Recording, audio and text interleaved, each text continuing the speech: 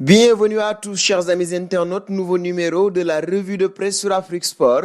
Nous débutons ce numéro en Italie avec le dossier Luis Suarez. Tout au sport en parle. Décidé à résilier son contrat avec le club de la Catalogne qui court jusqu'en juin 2021, l'attaquant uruguayen prévoit cette semaine de passer un examen de langue italienne dans le but d'obtenir un passeport italien. L'ancien joueur de Liverpool ne veut pas bénéficier du statut d'extra-communautaire qui rendait impossible son arrivée chez les Bianconeri qui ont déjà acté les transferts de Weston McKennie et Arthur de FC Barcelone. Si sa venue au sein de la vieille dame venait à se confirmer, le footballeur de 33 ans signerait un contrat de 2 années plus une saison en option, assorti d'un salaire annuel de 10 millions d'euros. Et si Tutto Sport parle de la venue probable de Suarez à la Juve, le Corriere dello Sport annonce une nouvelle piste menant à Morata. Il se murmure que ce dernier pourrait ne pas être retenu lors de ce mercato estival, mais ne sera pas pour autant bradé. Il est fort à parier que l'Atlético de Madrid cherchera à récupérer sa mise. Donc même si Alvaro Morata a laissé un bon souvenir à la Juventus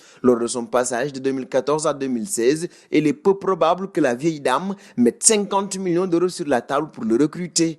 Un bond en Angleterre désormais où le média Star Sport nous parle de James Ward-Prowse. Ce samedi, l'Angleterre s'était imposée dans les dernières minutes face à l'Islande grâce à un penalty de Sterling, mais les Islandais auraient pu revenir à la marque sur penalty, mais c'était sans compter sur l'Anglais qui aurait été l'auteur d'un sabotage. Grâce à la loupe, on peut voir que l'Anglais James Ward-Prowse a saboté le point de penalty avant que Jarnason ne le tire, même s'il est clair qu'il est impossible de savoir si ce geste de Ward-Prowse a empêché l'Islande d'égaliser. Le milieu de Southampton a clairement manqué de fair play, souligne le journal. Nous filons désormais au Portugal, retrouver Ronaldo. Depuis le début de son infection, le joueur de la Juventus a suivi un traitement à base d'antibiotiques qui l'a notamment obligé à manquer 2 jours d'entraînement. L'incertitude quant à sa présence face à la Suède restait cependant d'actualité et l'évolution de son état physique est particulièrement suivie par le staff médical portugais dans les heures et jours à venir. Mais Ojogo croit savoir que l'attaquant de la Juve est désormais apte à jouer, une bonne nouvelle pour les Portugais.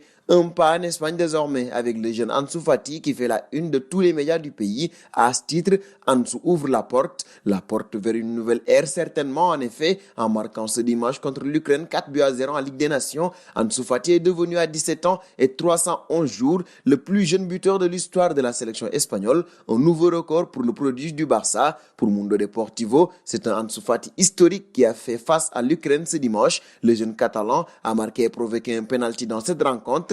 Le journal parle également de la super attaque de Koeman avec Pedri, Dembélé, Griezmann, Messi, Coutinho et Fati, Trincao également. Le Barça affiche du lourd devant. Toutefois, au sport, l'autre quotidien catalan annonce la probable venue de Lautaro Martinez. Les agents de ce dernier seront à Milan cette semaine pour négocier son départ, selon le journal. La revue de presse est maintenant terminée. Vous la retrouverez demain sur Afrique Sport. En attendant, si vous êtes nouveau sur la chaîne, n'oubliez pas de vous abonner et d'activer la cloche de notification pour être au courant des informations football à temps. Et nous vous disons à très vite sur Afrique Sport.